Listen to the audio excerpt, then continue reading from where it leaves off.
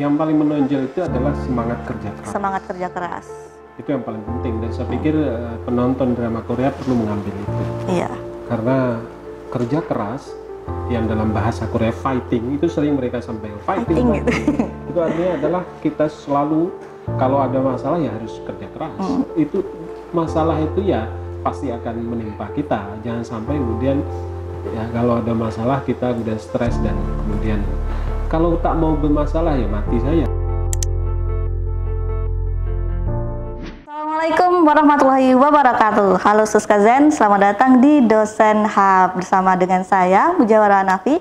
Di sini kita membahas tentang berbagai riset, isu serta insight ilmiah dari para dosen. Nah, sudah bersama dengan saya yaitu dosen Prodi Manajemen Dakwah Fakultas Dakwah dan Ilmu Komunikasi, yaitu Profesor Dr. Imron Rosidi SPD MA. Halo Prof.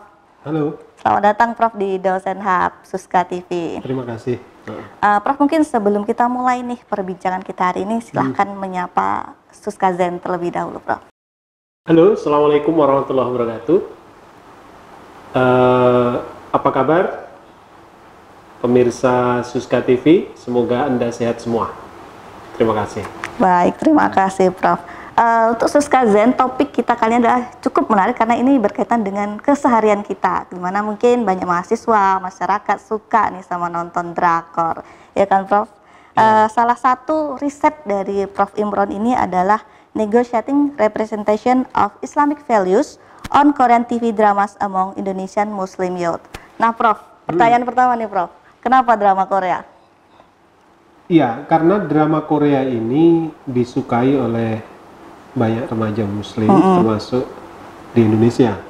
Jadi penelitian saya dulu waktu menulis disertasi untuk S3, itu melihat fenomena di mana banyak mahasiswa, termasuk mahasiswa manajemen dakwah, itu yang kalau ditanya apakah Anda suka drama Korea, sangat menyukai, dan beberapa dari mereka kemudian terpengaruh.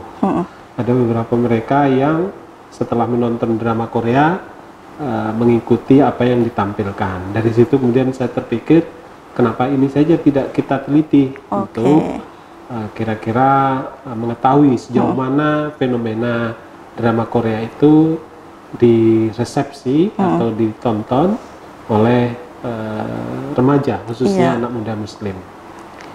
Jadi motivasinya pertama itu. Yang kedua, memang dulu pada waktu saya mahasiswa S1 pun itu kan sudah ada fenomena drama Korea. Udah lama saya ingat betul itu tahun 2002 waktu saya kuliah di UIN Jakarta itu sudah ada booming Korean fever atau demam Korea. Demam Korea. Termasuk saya waktu itu nonton juga di televisi di Indosiar waktu itu, dan itu kemudian menginspirasi saya. Waktu itu saya waktu mahasiswa juga suka drama Korea. Maka dari situ kemudian kasus ini kemudian menginspirasi saya untuk meneliti ini. Jadi dua hal itu yang kemudian mempengaruhi saya untuk mengambil penelitian itu. Tapi yang paling penting juga, yang ketiga, motivasi saya tentu terkait hasil penelitian ini setidaknya akan memberikan gambaran kepada pembaca bahwa selama ini kira-kira apakah temuan-temuan penelitian yang begitu banyak tentang drama Korea itu betul-betul sesuai atau relevan atau tepat enggak dengan apa yang saya temukan. Jadi dari temuan-temuan sejumlah penelitian itu saya lihat ternyata sebagian besar dari mereka itu perlu diteliti ulang. Hasil temuan mereka perlu diteliti ulang, kira-kira masih tepat atau tidak penelitian dulu sama sekarang gitu ya Prof ya. Baik. Prof mungkin boleh jelasin setelah kita meneliti tentang pemuda muslim yang nonton drama Korea, efeknya itu seperti apa sih Prof? Temuan yang Prof dapatkan dari penelitian ini? Sebetulnya berangkat dari kajian budaya atau cultural studies, fenomena menonton, fenomena mengkonsumsi itu adalah fenomena yang tidak pasif. Selama ini kita menganggap.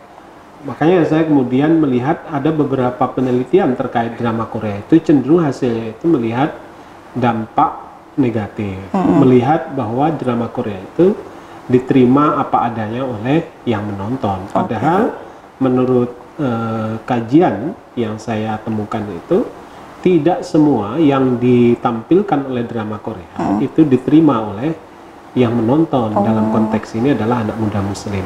Di kita semua ini sebenarnya adalah manusia yang dalam perspektif kajian budaya, dalam perspektif komunikasi, saya berpandangan dari dulu sampai sekarang, pandangan-pandangan saya selama ini itu konsisten bahwa manusia itu adalah agen-agen yang aktif. Agen aktif. Agen yang aktif itu artinya bahwa kita, selemah-lemahnya kita, itu tidak akan mungkin pasif.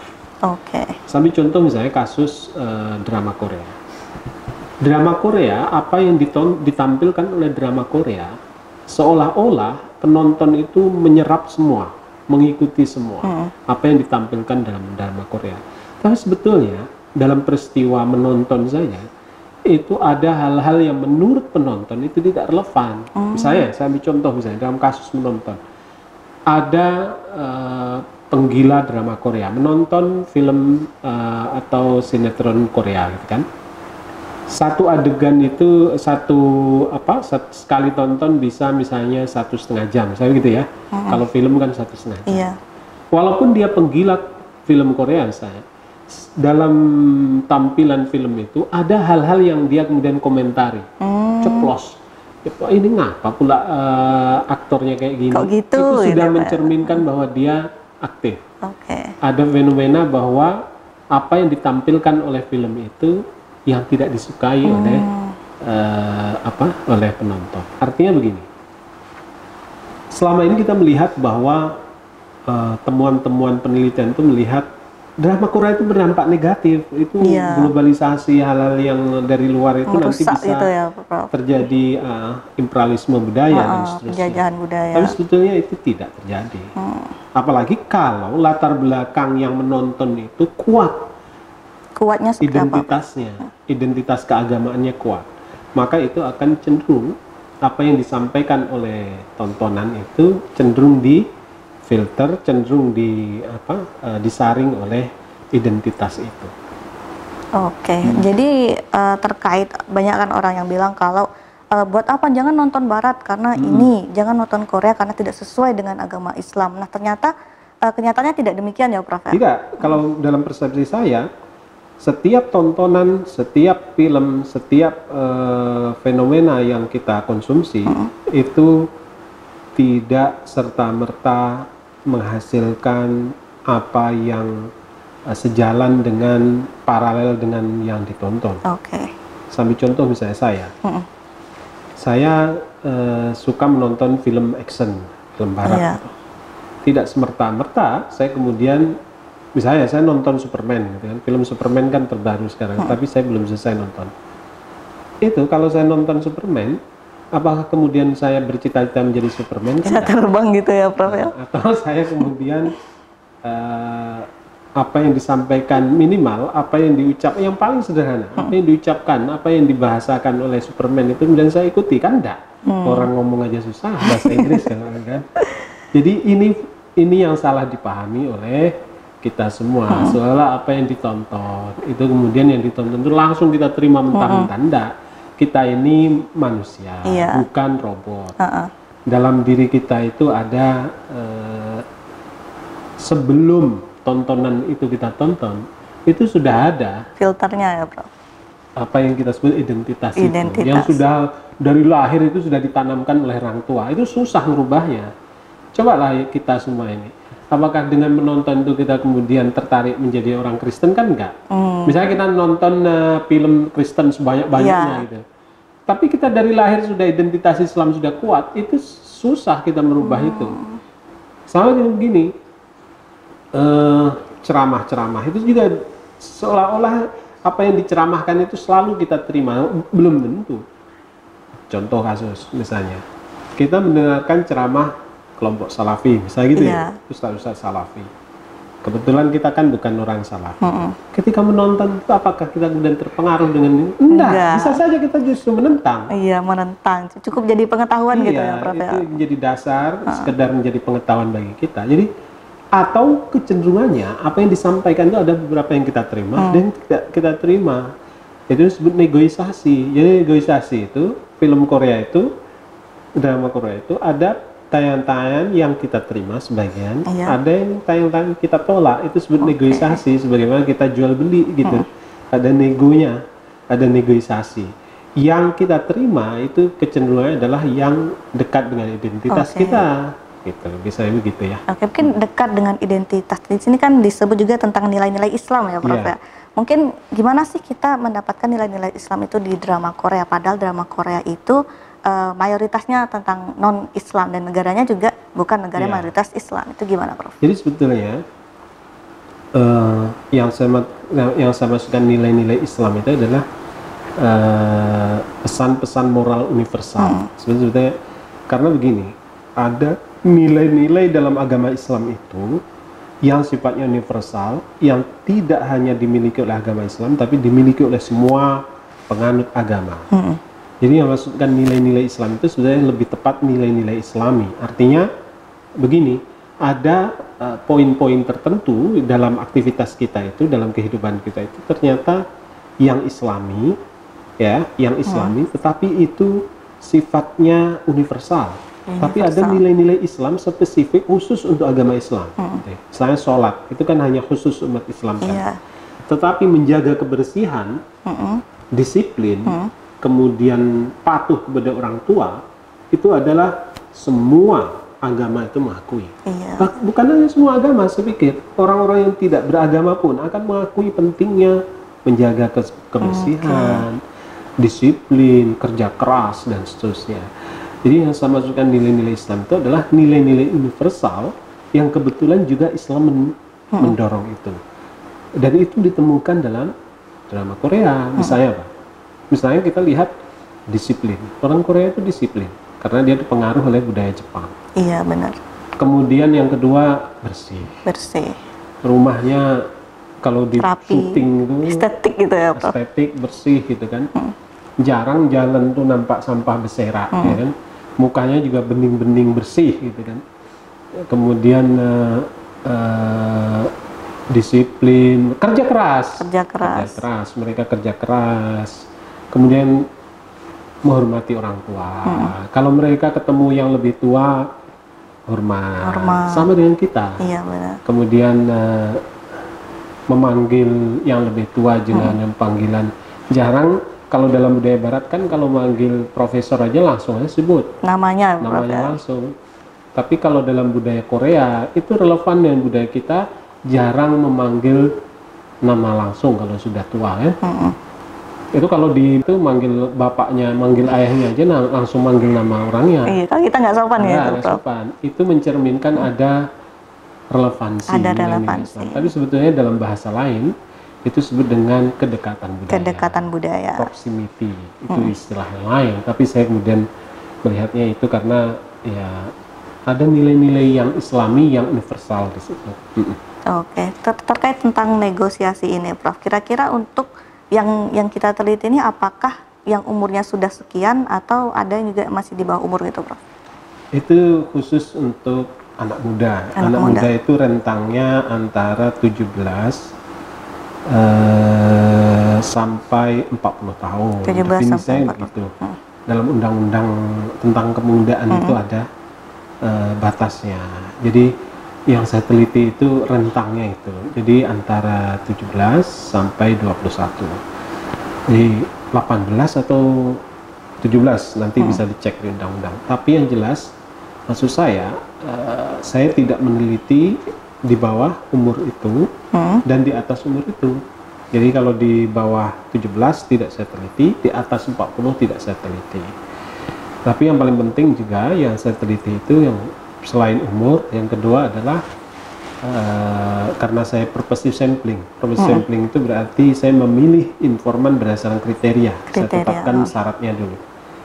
Ya, syarat pertama selain umur, syarat kedua itu adalah dia harus memiliki latar belakang keislaman yang kuat. Jadi misalnya ada si A suka nonton film atau drama Korea, tapi kebetulan latar belakangnya tidak dari madrasah atau pesantren, atau sekarang tidak kuliah di prodi agama, itu tidak saya teliti. Jadi yang khusus yang saya teliti itu adalah latar belakangnya adalah memiliki pengetahuan identitas agamanya keislaman. juga ya, Prof ya. Setidaknya sekarang menempuh sedang kuliah atau sedang studi di SMA atau di madrasah lah ya gitu ya, bukan di SMA. Atau kalau dia duduk di SMA, sebelumnya dia di MTS dan seterusnya.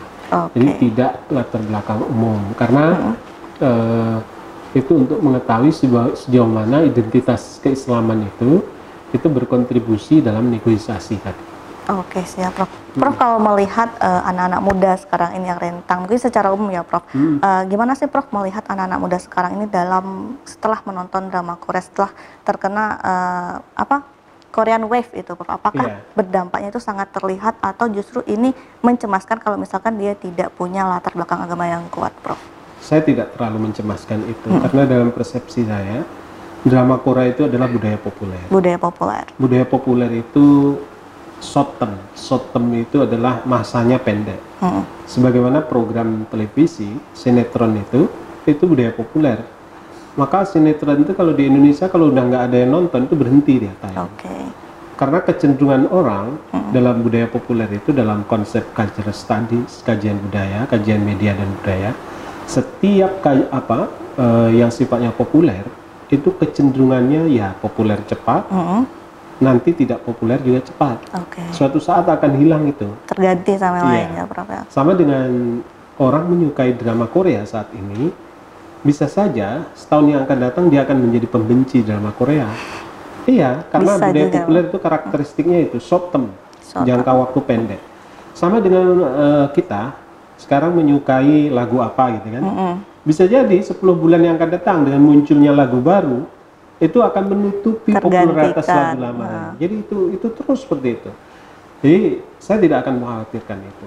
Orang menyukai drama Korea, silahkan, tidak usah dihalang-halangi. Silahkan, itu nanti masanya akan berlalu. Apalagi kalau sudah dia berkeluarga, sudah punya anak, udahlah. Nanti dari pencinta drama Korea menjadi pembenci drama Korea. Nanti jadi pencinta sinetron ya, Prof. Oke, Prof. Terkait dengan drama Korea ini, Prof, dari orang-orang yang Prof teliti itu apa sih yang mereka ambil, yang berhasil mereka negosiasikan itu, Prof, dari mungkin contoh dramanya, kemudian apa aja yang mereka ambil dan apa aja yang berhasil mereka filter nih, Prof? Yang paling menonjol itu adalah semangat kerja keras. Semangat kerja keras. Itu yang paling penting, dan saya pikir penonton drama Korea perlu mengambil itu. Iya. Karena kerja keras yang dalam bahasa Korea fighting itu sering mereka sampaikan. Fighting. Gitu. Itu artinya adalah kita selalu kalau ada masalah ya harus kerja keras. Itu masalah itu ya pasti akan menimpa kita. Jangan sampai kemudian ya kalau ada masalah kita kemudian stres dan kemudian kalau tak mau bermasalah ya mati saya. Karena hidup itu sudah bermasalah.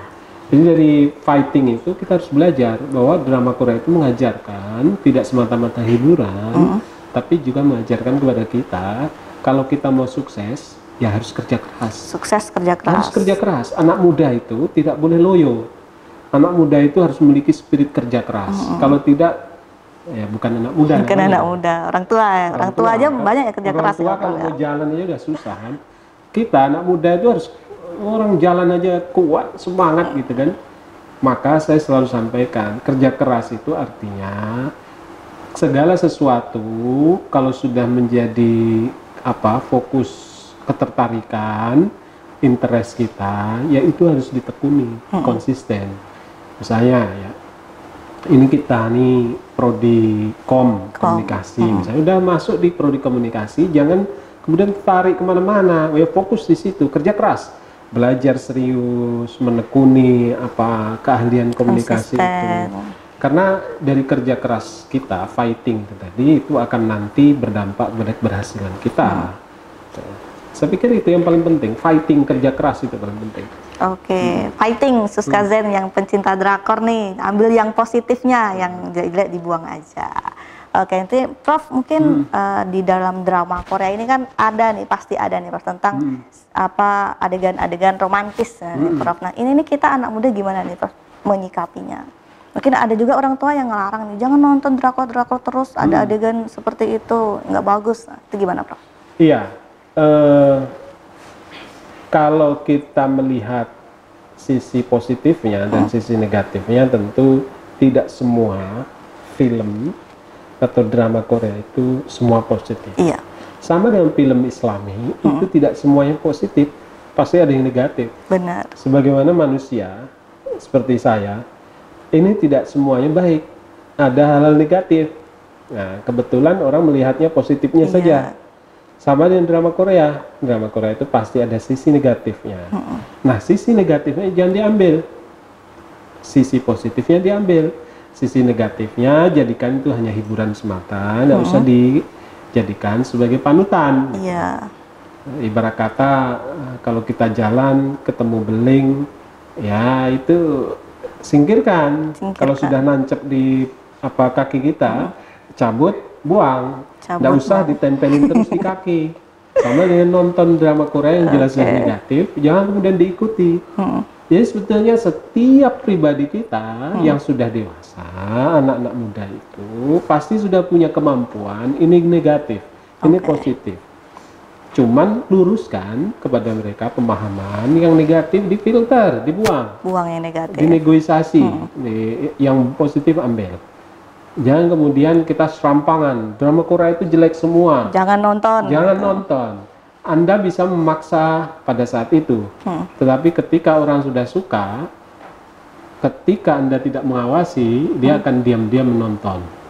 Apalagi sekarang era globalisasi, bagaimana orang tua mengawasi HP? Sulit, Prof. Sulit. Jadi berikan pemahaman pada mereka bahwa semua yang ditonton itu tidak semuanya positif. Tidak semuanya ada hal-hal yang negatif. Sama dengan film-film di Indonesia. Walaupun dibuat oleh orang Indonesia, orang Islam, banyak juga yang negatif. Banyak yang negatif. Misalnya film-film yang serem-serem hantu-hantu, itu kan tidak semuanya positif itu. Enggak Pasti semuanya ada positif. yang negatif. Jadi itu menurut saya. Itu bagian dari strategi pemasaran aja, marketing itu, hiburan aja biar orang pemanis terhibur. gitu, pemanis Prof. Oke Prof, mungkin untuk mahasiswa nih mungkin berhasil memfilter nilai-nilai itu Prof. Lalu ada juga nih mahasiswa kita nih, masyarakat juga yang karena nonton drama Korea jadi mageran, itu salah satu sisi negatifnya. Mungkin ada pesan Prof untuk orang-orang seperti itu Prof? Iya, sebetulnya itu bukan hanya drama Korea itu, mager itu. Itu banyak, bisa saja karena main game. Bisa saja karena buka reel Facebook, nonton TikTok dan seterusnya. Jadi intinya segala sesuatu yang kita pegang ini namanya HP itu harus kita yang manage. Jangan HP manage kita. Itu kebalik itu. Kebalik ya Bro. Itu yang saya bilang. Kita ini adalah khalifah. Kita ini adalah khalifah itu kalau dalam bahasa Al-Quran itu adalah penguasa di muka bumi. Penguasa di muka bumi itu berarti kita yang mengendalikan. Jangan benda mengendalikan kita. Kalau Anda merasa mager, malas bergerak gara-gara HP, berarti Anda dikuasai oleh HP. Itu dalam bahasa teologis itu syirik. Jadi syirik itu tidak sekedar saya tidak percaya kepada Tuhan atau kalian menyembah sesuatu selain Allah SWT. Bukan. Ketika kita sudah dikuasai oleh sesuatu selain Allah, itulah yang disebut dengan syirik. Jadi ketika kita dikuasai oleh HP, apa contohnya dikuasai HP? Ya mager tadi. Gara-gara megang HP, apa-apa kita disuruh, ayo sholat, tak mau. Bacalah buku tuh, semua buku banyak sekali ya, tuh, enggak mau enggak. Gara-gara HP, kita dikuasai oleh HP. Ketika kita dikuasai HP, kita bukan menjadi khalifah lagi, kita menjadi dikuasai. Seharusnya yang menguasai kita gitu kan Allah SWT. Dan diri kita ini kalau di muka bumi tidak ada yang bisa kita kuasai. Kita jadi penguasa, tidak ada yang harus menguasai kita. Kalau di luar bumi tentu Allah SWT gitu. Makanya khalifah fil ard itu adalah penguasa bumi. Jangan kita merasa dikuasai oleh benda-benda. Itu padahal ciptaan kita itu. Iya benar. Ciptaan kita itu berarti kita yang harus mengendalikan. Kita penguasanya ya. Iya, Prof, bukan kita justru dikendalikan oleh ciptaan kita gitu loh. Baik, Prof. Prof, tadi kan di dalam riset Prof itu kan ada namanya cultural imperialism gitu. Itu mungkin boleh dijelaskan sedikit itu seperti apa sih, Prof? Jadi isu cultural imperialism itu adalah isu dalam kajian media sudah lama, dan itu termasuk banyak yang mengkritik, termasuk kajian saya itu mengkritik cultural imperialism itu. Jadi cultural imperialism itu berangkat dari paradigma ketika kita menonton, mengkonsumsi produk-produk dari luar budaya kita, misalnya ya film Barat, kemudian film India, film Korea, drama Korea, itu nanti kebudayaan orang-orang Korea, kebudayaan Barat itu menguasai kita melalui film-film itu tadi. Menurut saya itu keliru, pandangan yang keliru. Kenapa? Karena kita ini hidup di era globalisasi yang tidak ada batasnya lagi. Kita tidak boleh membatasi orang mengkonsumsi film atau budaya produk dari negara lain. Tidak mungkin. Anda mau hidup di gua? Tidak mungkin. Di gua tanpa internet? Tidak mungkin. Kita sekarang itu hidup tanpa batas. Anda mau nonton film Arab aja bisa. Benar. Mau dicegah gimana? Oh, kalau gitu HP-nya disita. Dia bisa pergi ke warnet. Oh, kalau gitu warnetnya ditutup. Oh, bisa dia nonton dengan kawannya. Jadi tidak ada lagi istilah cultural imperialism menurut saya. Imperialisme budaya yang justru terjadi adalah hibridasi budaya. Hibridasi budaya itu adalah pertemuan antara budaya kita dengan budaya asing yang memperkaya khazanah kebudayaan. Jadi tidak ada istilahnya, oh nanti kalau kita nonton film Hollywood, kita semua akan berubah gini budaya Barat. Tidak mungkin. Justru yang nanti timbul adalah kebudayaan Barat itu akan bercampur dengan kebudayaan kita, menemukan kebudayaan baru yang kaya. Itu positif ya, Prof. Ya? Positif. Jadi saya termasuk orang yang tidak suka istilah cultural imperialism. Makanya saya termasuk mengkritik ketika kita mendengarkan khutbah-khutbah Jumat misalnya. Anak muda jangan menonton film Barat, jangan main game gitu. Nanti kalian akan dijajah oleh budaya Barat. Keliru. Kita bisa memperkaya khazanah budaya kita. Ingat, yang disebut budaya Indonesia itu tak ada. Yang ada itu adalah campuran antar budaya. Saya ambil contoh siomay. Siomay itu, ya bahan makanan siomay, itu tidak bisa diklaim sebagai budaya Indonesia. Itu campuran beragam budaya di situ. Ada di situ Cina, ada di bakso aja itu tidak bisa disebut sebagai budaya khas orisinil. Jadi istilah orisinil budaya itu tak ada. Yang ada adalah campuran beragam budaya. Saya sendiri dari ujung kaki sampai kepala ini tidak bisa disebut budaya Islam atau budaya Indonesia asli. Nggak bisa. Apa? Baju koko. Ini baju koko ini pun campuran Cina dengan Islam. Stoken ini mungkin dari Barat. Kaki. Ini kan dari Barat semua ini, betul kan? Ini apa nih kamera nih Barat, AC Barat, kursi ini di Barat. Kalau tradisi Islam nggak ada kursi. Dulu kalau belajar dalam Islam di Kairo dulu, di Al Azhar itu nggak pakai kursi, orang duduk aja sih. Lesehan ya, lesehan. Kita tidak bisa mengklaim bahwa kebudayaan kita yang asli itu harus dijaga. Yang asli mana? Nggak ada budaya itu asli. Budaya itu pasti bercampur baur, dan justru dengan bercampur baur itu menjadi maju. Dulu zaman peradaban Islam, zaman Abbasiyah, tidak ada disebut peradaban Islam asli. Dulu ada dengan justru datangnya peradaban Yunani yang diserap melalui penerjemahan, translate buku-buku Yunani, itu justru memperkaya peradaban Islam masa itu. Termasuk peradaban Barat sekarang, tidak bisa disebut peradaban Barat asli. Itu ada campur tangan dari peradaban Islam. Jadi pertemuan antar budaya itu justru jangan ditakuti. Itu harus kita dorong. Karena pertemuan antar budaya itu justru memperkaya dan memajukan. Oke, jadi untuk Suskazen perlu dipahami ya, ini penting nih, cultural imperialism itu tidak bisa dikatakan salah, tapi tidak bisa juga dikatakan benar. Karena kita sehari-hari itu nggak bisa kita hidup tanpa globalisasi, dan itu penting untuk membuat kebudayaan baru, dan itu nilainya positif kalau kita bisa memfilternya dengan baik, begitu Prof. Nah, untuk ini Prof, mungkin ada orang tua, masyarakat yang khawatir, saya takut anak saya kena ini, malah menangkap yang negatifnya. Ini harusnya gimana nih Prof? Apa yang harus ditanamkan nih Prof? Apa yang harus dilakukan oleh orang tua agar ketika anaknya nih sudah pisah, mungkin sudah merantau kuliah, ketika mereka sudah seperti itu, bagaimana orang tua ini untuk menjaganya Prof? Saran saya paling penting itu dalam disertasi juga saya sampaikan, untuk mencegah dampak negatif dari sisi-sisi negatif yang ditonton itu, maka harus diperkuat identitas keislamannya. Kalau kita sebagai seorang muslim, jangan kemudian tayangannya yang kita salahkan. Karena nanti ketika tayangan kita salahkan, kemudian kita stop dia akan mencari tayangan lain. Jadi identitas keislamannya itu harus diperkuat. Dengan cara apa? Pendidikan. Makanya kalau orang tua ingin anaknya itu kebal terhadap pengaruh-pengaruh negatif, maka berikan penguatan identitas keislaman itu melalui pendidikan keagamaan. Berikan pendidikan keagamaan yang kuat kepada anak itu, kemudian berikan dia motivasi-motivasi keagamaan, dekatkan dia dengan nilai-nilai keagamaan, maka kemanapun dia, apapun yang dia tonton, itu pasti akan kembali kepada identitas keislamannya itu. Jadi jangan kemudian,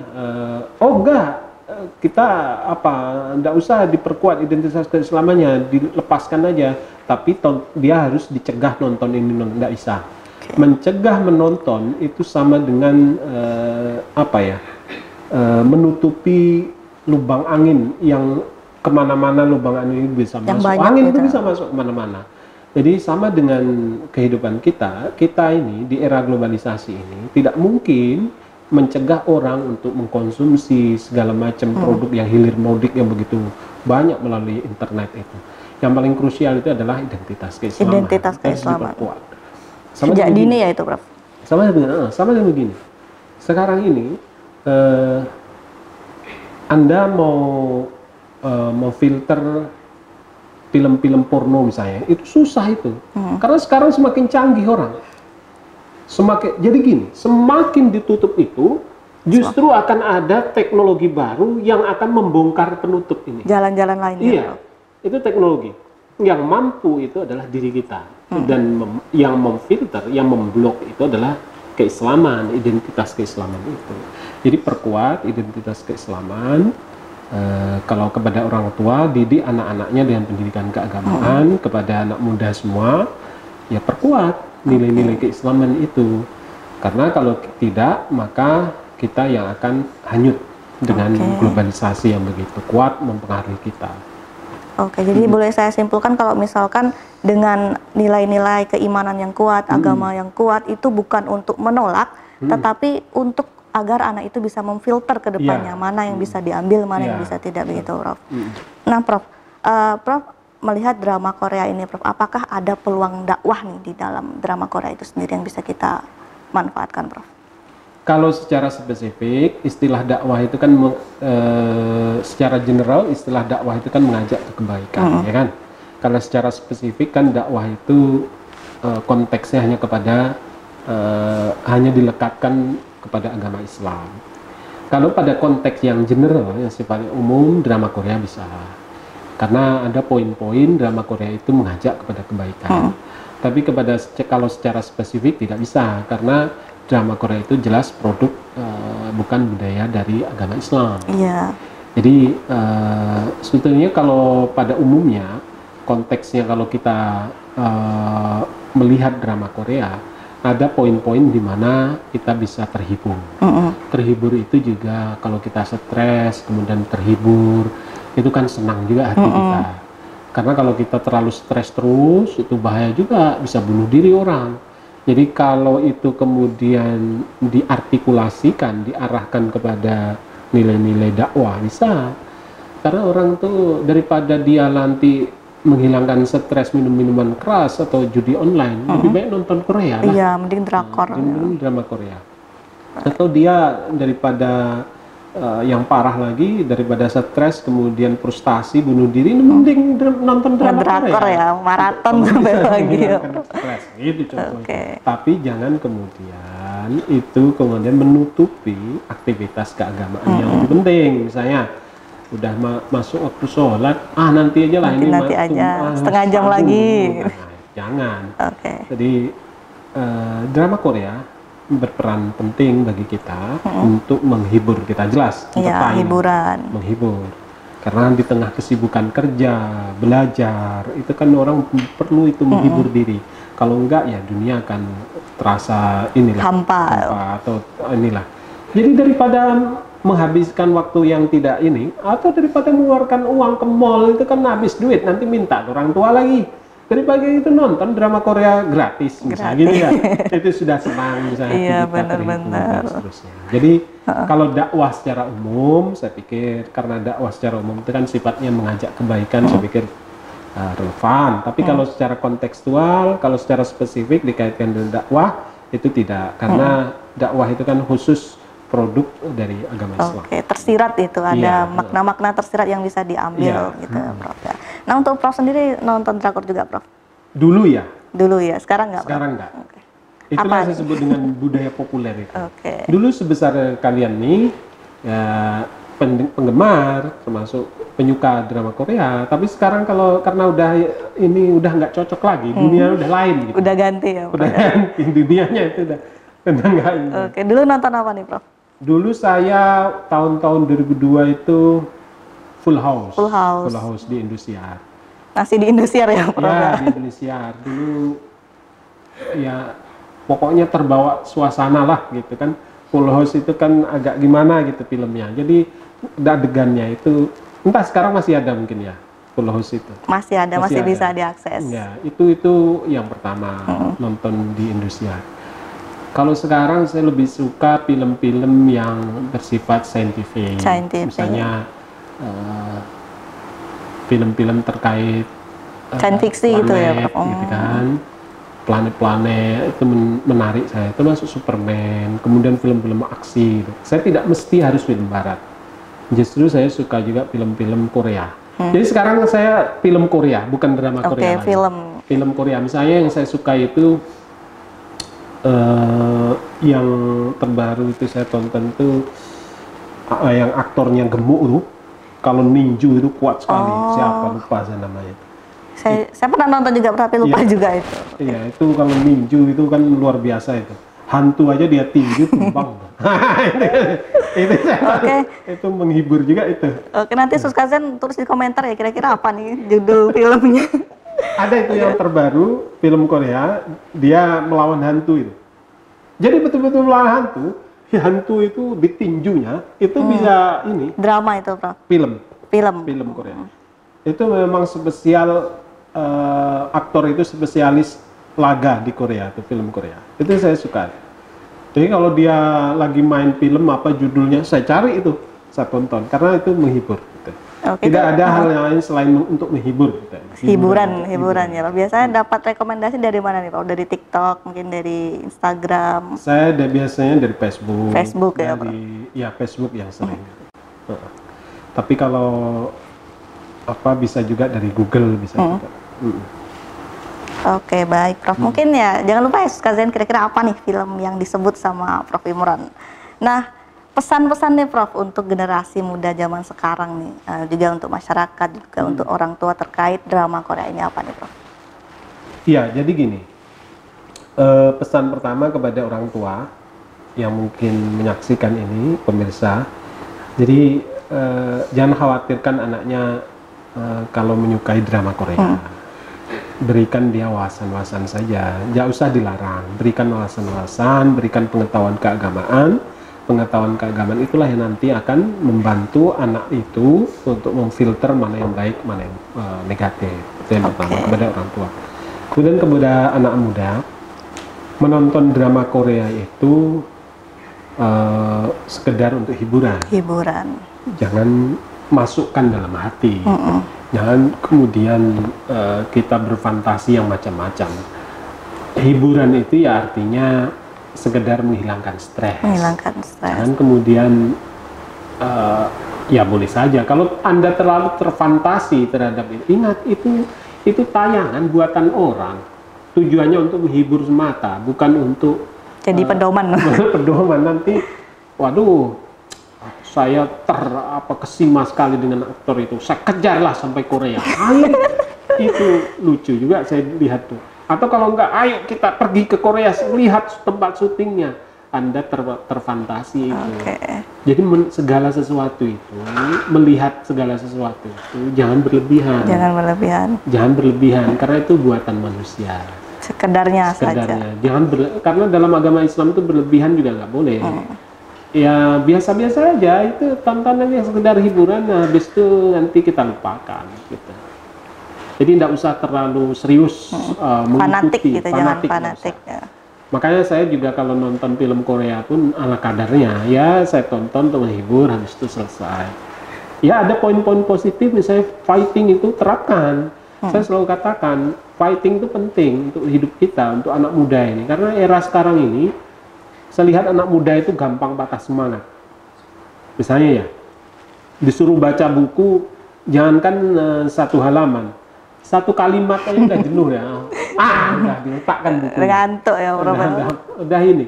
Padahal ilmu itu sekarang didapat bukan dari kelas. Saya selalu sampaikan kepada adik-adik mahasiswa ini. Anda kalau mengandalkan kelas itu keliru. Sekarang itu ilmu itu justru banyak dari baca. Jadi termasuk saya dulu waktu S1, kenapa saya kemudian termotivasi, kemudian bisa belajar serius itu karena banyak membaca. Jadi membaca itu penting. Makanya dalam Al-Quran kan Iqra, membaca. Bacalah. Jadi itu memang penting, bacalah. Ilmu itu dapat dari membaca, dan membaca butuh fighting. Butuh semangat ya. Iya, butuh kerja keras, butuh motivasi, harus dipaksa. Jangan baca status Facebook, status WA. Baca buku, dan buku itu tidak mesti harus beli. Buku itu bisa di-download, bisa dibaca di HP gitu kan. Nah, dari situ kemudian ilmu banyak. Ilmu komunikasi itu harus banyak baca buku tentang komunikasi, termasuk artikel-artikel ilmiah. Jadi itu penting. Saya pikir itu. Oke, kira-kira sudah cukup. Apakah ada yang mau ditambahkan lagi? Tidak, cukup. Oke, baik. Terima kasih banyak Prof. Imron sudah datang di sini di Suska TV di program Dosen Hub. Nah, untuk Suska Zen nanti jangan lupa ya, kira-kira apa nih yang bisa kita ambil dari perbincangan kita dengan Prof. Imron terkait drakor. Dan jangan lupa drama Korea itu boleh untuk ditonton, tapi kita ambil yang baik, kita buang yang buruknya. Sekian untuk podcast kita kali ini. Sampai jumpa di episode-episode selanjutnya. Sekian dari saya. Wassalamualaikum warahmatullahi wabarakatuh.